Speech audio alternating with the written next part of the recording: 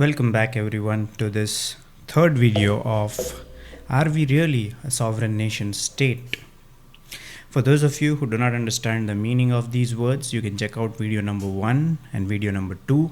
So I have laid some groundwork, and that groundwork is based on facts, hard, undeniable facts. Okay, these things are already out in the public domain. It's just a matter of time before somebody connected the dots.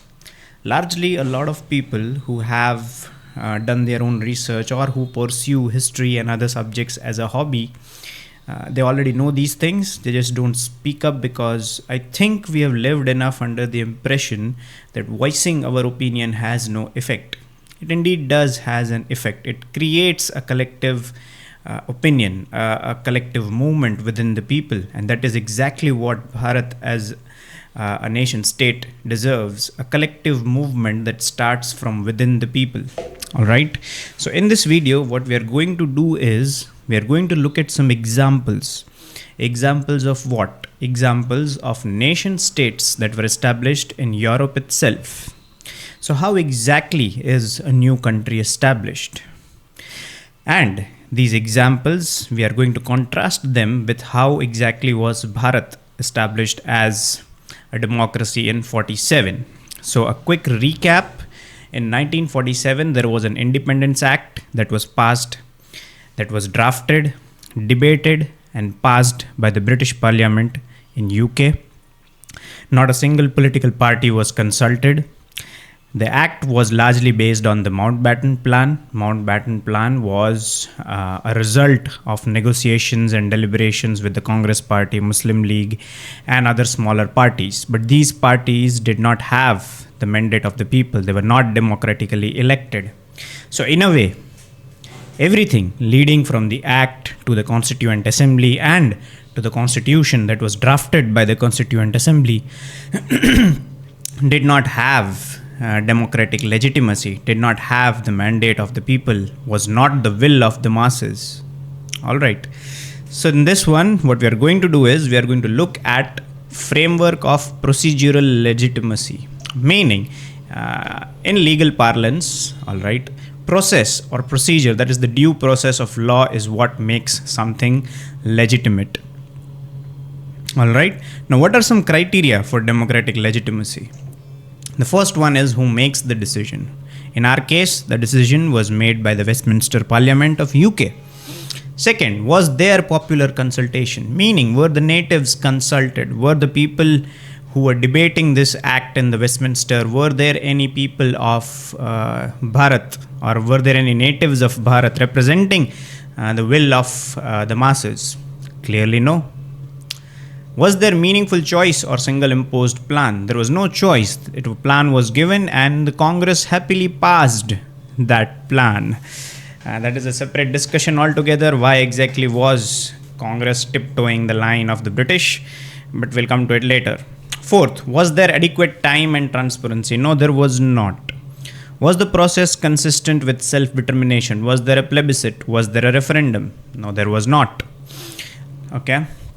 Now, these are the answers to the questions over here. All right. Let's look at some European examples because this is what people love. There is this increasing tendency in largely academia, scholarship circles, and even school students as well.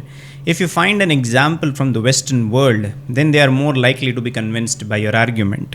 Because the examples of Asia or examples of Bharat, they don't really make sense to them. I don't know why, how have we reached this stage? But if you quote examples from World War history, from French Revolution, from Russian Revolution, they will, they are more amiable to discussion because that is what is being taught in the schools in the name of world history. That's again besides the point. Let's look at Norway's independence from Sweden. Okay, Norway, Sweden, and Finland, all those countries, those are Scandinavian countries. You see them above the continent of Europe and Greenland, I think. Okay, so yes, so Norway became independent from Sweden in 1905. So decision by the Norwegian Parliament, elected by Norwegians. Who took this decision of independence? The Parliament itself. Who was sitting in the Parliament? People who were elected by the Norwegians themselves. So this clearly follows that procedural legitimacy. It could be called democratic. National referendum overwhelmingly supported independence. So a lot of people over there were supporting independence. Peaceful negotiation, no foreign parliament imposed independence. Now these 3 points that make Norway's independence from Sweden truly democratic were not followed in Bharat. Let's take another example. Irish Free State. Okay, Sinn Féin won 1980 election on independence platform. Irish Assembly declared independence. Irish Assembly meaning the Parliament itself declared independence. In our case, Lok Sabha did not proclaim, or the Constituent Assembly did not proclaim independence. In fact, the Constituent Assembly that drafted the Constitution was born from the very act of independence of 1947. Okay, so I think you'll have to be totally uneducated, absolutely and utterly blind to not look at these facts. Okay, new constitution adopted by Irish Assembly. Okay, so the Irish Assembly was not instructed by any foreign power, okay, that you can now make a constitution. They were very clear within themselves. They had a conviction that we can frame a constitution.